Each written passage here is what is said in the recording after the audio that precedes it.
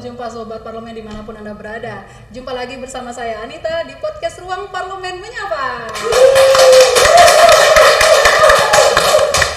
Senang sekali hari ini Studio RPM kedatangan dua bintang tamu. Yang pertama dari Ketua Komisi 1 DPRD Rejang Lebong telah hadir bersama kita Ibu Juwita Astuti SIP MAP. Selamat datang.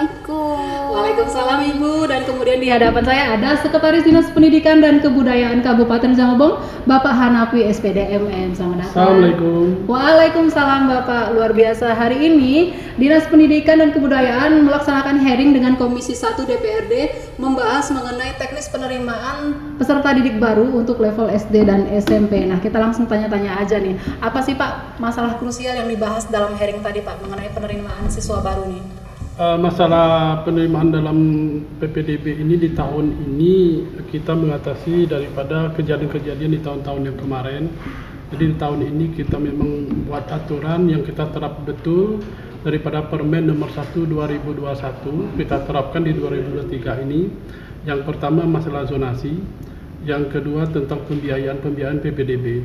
Sering sekali sekolah-sekolah menerapkan untuk memungut iuran berhubungan dengan PPDB. Iya. Ya. Kalau untuk iuran itu Pak biasanya besarannya itu sama atau berbeda nih antar sekolah? Dan itu apakah memang sudah legal atau inisiatif sekolah nih Pak? Di tahun ini kita melarang keras. Oke. Melarang keras setiap sekolah memungut iuran berbentuk apapun yang berhubungan dengan PPDB. Berarti daftar pokoknya gratis ya Pak? Gratis.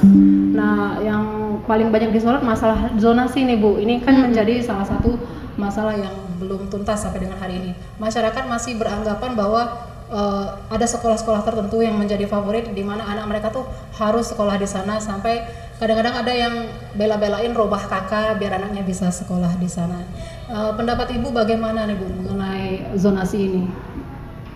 Sebenarnya zonasi ini kan turunannya itu dari pusat. Jadi pusat itu sudah membuat peraturan yang harus diimplementasikan ke seluruh daerah di sekolah-sekolah kita itu bagaimana supaya pendidikan itu lebih efektif, lebih efisien, dan masing-masing sekolah itu sama rasa, sama rata, jadi tidak ada perbedaan seperti itu. Apa yang dimaksud dengan efektif dan efisien? Jadi maksudnya gini, tidak ada sekolah yang difavoritkan. Semua sekolah itu sama, yang diberikan kepada peserta didik itu sama. Jadi mereka lebih dekat ke sekolah. Jadi waktu, tenaga, uang itu jelas lebih efisien ya dan lebih efektif tentunya. Kemudian juga tidak ada perbedaan di masing-masing sekolah itu maksudnya seperti apa? Maksudnya gini, jadi dimanapun kita bersekolah itu sama. Tujuan kita ke sekolah itu mau mencari ilmu dan ilmunya itu diberikan kepada guru-guru itu sama. Jadi tidak ada sekolah yang lebih lebih bagus, tidak ada sekolah di pinggiran, jadi semuanya sama gitu. Sebenarnya semuanya sama kurikulumnya, isi materi belajarnya ya. Cuman kadang mindsetnya masyarakat nih masih. Iya, dan orang tua juga kan memang kita tidak bisa menyalahkan karena memang mereka itu mau yang terbaik lah untuk anaknya. Betul. Jadi yang ingin kita rubah itu adalah pandangan kita semua terhadap masing-masing sekolah. Tidak ada ini lebih bagus, ini lebih begini, ini lebih begini. Jadi semuanya itu sama gitu. Mungkin salah satu juga yang menjadi perhatian Ibu bisa saja misalnya, wah kalau saya sekolahkan anak di sini guru-gurunya nggak sebanyak yang di sekolah yang di kota gitu Bu. Gimana nih Bu pendapat Ibu? Jadi memang distribusi guru itu kan sekarang sudah mulai merata, tapi memang sepenuhnya merata itu belum. Nah, Dikbud ini sudah memiliki action ya Pak ya, karena lewat P3K, lewat perpindahan guru dan lain sebagainya. Jadi mereka ingin guru-guru yang ada di setiap sekolah itu terpenuhi. Dan memang pada nyatanya gurunya belum terpenuhi itu bukan cuma Rejang Lebong saja. Jadi banyak daerah-daerah lain karena satu lain hal. Satu keamanan misalnya, kedua memang domisili dari gurunya. Nah, sekarang ditekankan bahwa PNS itu kan siap ditempatkan di mana saja. Jadi dengan adanya poin kata-kata ini kita tegaskan bahwa dekat atau jauh itu sudah konsekuensi menjadi PNS. Betul. Jangan lagi pilih-pilih tempat tugas dan mengajar itu dengan maksimal supaya nanti transfer ilmu dari guru ke peserta didik itu menjadi bagus seperti itu. Yang penting masyarakat pokoknya jangan takut, jangan khawatir untuk ke kendala mengenai kualitas sekolah ya Bu ya. Iya, kualitas sekolah sudah mulai disamaratakan lagi. Kemudian guru-guru juga sudah dibantu untuk didistribusikan, dan ada P3K yang membuat kita lebih terbantu lagi, karena P3K ini dihususkan untuk sekolah-sekolah yang memang gurunya masih kurang maksimal gitu ya Pak ya. Iya, iya. Mengenai zonasi ini sendiri Pak, untuk di setiap sekolah ini dibatasi nggak Pak per sekolah ini, misalnya kayak SMP 1 misalnya tahun ini hanya boleh menerima 300 siswa, atau nggak dibatasi Pak, diterima sebanyak-banyaknya asal zonasinya masuk? Ya, untuk zonasi ini untuk tingkat SD ini kita zonasinya 70% dari zonasi dari tempat tinggal siswa itu. Gitu. 70%. Jadi untuk rombelnya kelas 1 itu untuk sekolah dasar itu cuma 4 lokal. Jadi 4 lokal berarti kalau dia satu siswa itu minimal itu 20 siswa. Maksimalnya 28 siswa. Nah itu, jadi 28 siswa kali aja 4 lokal, itulah dari tampungnya untuk tingkat SD selama untuk 70% untuk zonasi. Tapi kalau SMP ini 50% untuk zonasinya. Nah di SMP ini rombel kelas 7 itu 11 lokal, 11 rombel. Nah itu, jadi 11 rombel ini, satu rombel ini 20 siswa, minimal maksimalnya 32. Ya, jadi misalnya Pak, anak ini berasal dari zonasi di SMP 1, tapi ternyata kelasnya sudah penuh semua ini Pak. Nggak pernah kejadian kayak gitu Pak ya? Nah kalaupun ada kejadian dia zonanya zona SMP 1 ya kan, tapi daya tampungnya sudah melebihi, kita bisa seleksi dengan nilai. Oh gitu. Ya, nilai di ujiannya, nilai misalnya mata pelajaran 3, bahasa Indonesia, IPA dan matematika. Apabila 3 mata pelajaran ini sama nilainya juga, kita lihat pendidikan agamanya, nilai pendidikan agamanya. Kalaupun sama juga pendidikan agamanya, nilainya sama, kita ambil umur yang tertua. Nanti misalnya kalau anak itu nggak bisa masuk, kemana nih ngalihkannya Pak? Kalau dia tidak masuk, ini kita bisa mengarahkan sekolah yang terdekat lagi. Seperti di zona 1 itu kan ada SMP 1, SMP 5. Oh iya. Ya. Ya soalnya kan tahun kemarin sempat ini Bu, karena katanya rumahnya ada di kawasan dekat sekolah itulah, tapi anaknya nggak bisa masuk gitu kan. Nah, ternyata kayak gitu ya Pak ya. Ya. Kemudian Pak, kita pernah mendengar istilah kursi tambahan, itu gimana sih Pak? Ini untuk tahun ini kita tidak buat sistem kursi tambahan ataupun rombel tambahan. Tidak ada, karena kita batasannya untuk penerimaan siswa baru ini pendaftaran mulai tanggal 3, 4, 5, 6. Nah terus ini verifikasinya kita tanggal 7, 8. Verifikasi seluruh sekolah berapa yang daya tampung SMP ini atau sekolah ini yang bisa diterima. Terus tanggal 9, 10 ini pengumuman. 11, 12 ini daftar ulang sampai 14. 15 pengenalan lingkungan sekolah. Tanggal 17 sudah efektif belajarnya. Apabila dia sudah terima yang wanti-wanti verifikasi tadi cuman sekian lokalnya, batas sekian lokal, itulah tidak bisa lagi penerimaan setelah selesai PPDB. Iya. Berarti walaupun nanti tidak bisa diterima di sekolah tujuan, sekolah lain masih banyak ya. Masih banyak. Jangan khawatir, pokoknya kualitasnya dijamin sama semua pokoknya. Dan untuk penerimaan siswa baru tahun ini di SD dan SMP itu tidak dipungut biaya sama sekali ya Pak ya. Uang bangunan nggak ada. Uang bangunan tidak boleh. Tidak boleh. Oke, balik lagi soal kita bicara soal ini Pak, pelayanan publik nih pada Dikbud. Sempat kita mendapatkan komplain di poin-poin tertentu untuk pelayanan dari Dinas Pendidikan itu sendiri. Pendapat Bapak bagaimana nih Pak? Untuk pelayanan publik kami sangat terbuka dengan masyarakat yang memang berurusan dengan pendidikan.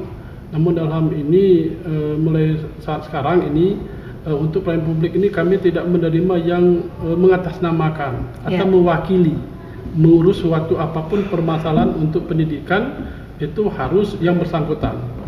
Harus langsung, jangan dititip-titip lagi Pak ya, jangan lewat calo. Tidak boleh calo.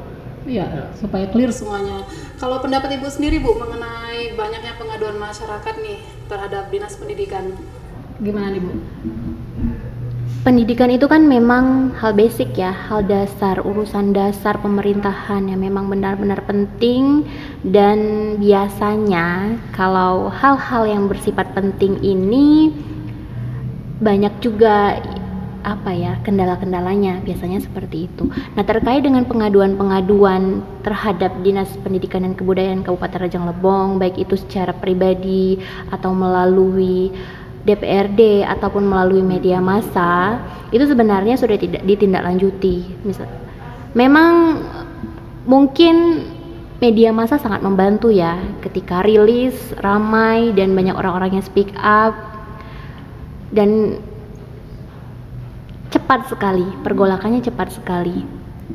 Kami pun melihatnya kemarin, karena ini sifatnya lisan dan tidak ada bukti yang akurat, ada beberapa laporan itu sebenarnya bukan kita tidak mau menindaklanjuti ya Pak ya, cuman karena buktinya tidak ada, jangan sampai kita menyalahkan orang yang tidak bersalah, itu tidak boleh. Saya pernah bilang bahwa semua aduan itu tetap kita telusuri, tetap ditindaklanjuti, tetapi juga tidak semua aduan itu terkadang murni benar. Karena kita harus mempertimbangkan adanya praduga tidak bersalah. Begitu. Ada beberapa pengaduan yang terbukti benar dan itu sudah ada teguran baik dari pihak legislatif ataupun dari pihak Dibur sendiri. Cuman ada kemarin pengaduan juga surat-surat kaleng itu Pak ya, surat kaleng yang memang orangnya kita tidak tahu siapa, kita mau menyalahkan tetapi buktinya tidak ada, daripada kita nanti mengorbankan orang yang tidak bersalah tanpa bukti yang jelas, maka tetap ada tindakan, tetapi untuk secara hukum itu tidak bisa. Nah, kami pun memberi penjelasan kepada masyarakat bahwa memang kalau tidak sesuai apa yang didapatkan di sektor pendidikan ini kan identik dengan sekolah ya. Kalau misalkan sekolahnya kegiatannya tidak sesuai ataupun ada yang memberatkan, kemudian ada perlakuan yang tidak menyenangkan yang diterima peserta didik di sekolah, silakan lapor. Itu nanti akan ditindaklanjuti. Dan juga memang begitu banyak permasalahan-permasalahan yang menjadi PR kita bersama. Betul. Tapi komitmen kami bahwa satu persatu harus kita selesaikan sehingga nantinya kita bisa memberikan pendidikan yang terbaik terhadap anak-anak kita, karena kan mereka adalah generasi penerus masa depan. Jadi bagaimana cerminan masa depan kita itu adalah bagaimana kita lihat cerminan dari anak-anak kita. Betul sekali. Yang jelas kalau bagaimanapun pihak pemerintah terutama Dinas Pendidikan tetap terbuka nih menerima aduan masyarakat dalam bentuk apapun. Silahkan disampaikan kalau ada kendala-kendala yang dialami dalam hal pendidikan ya Pak ya. Dan terakhir Bapak nih mau tanyakan, salah satu visi misi dari pemerintah daerah Kabupaten Rejang Lebong adalah pembagian seragam gratis untuk anak sekolah. Nah, kemarin udah didistribusikan seragam gratis, namun ada beberapa sekolah yang tidak dapat, salah satunya kayak MTS gitu kan Pak, gimana itu Pak? Ya, untuk tahun ini kita masih mengalokasikan untuk seragam gratis untuk SD dan SMP. Ini kita sudah mengusulkan untuk yang MTS di bawah naungan Kemenak. Namun kalau kita masukkan dari sekolah di bawah naungan Kemenak, kita mungkin nggak bisa membagikan di awal tahun ajaran karena kita menunggu APBDP perubahan. Nah, ini jadi mungkin insya Allah tahun depan lah kami akan memprioritaskan juga masukkan yang sekolah yang di bawah naungan Kemenak. Tahun depan insya Allah merata semua. Merata SD SMP.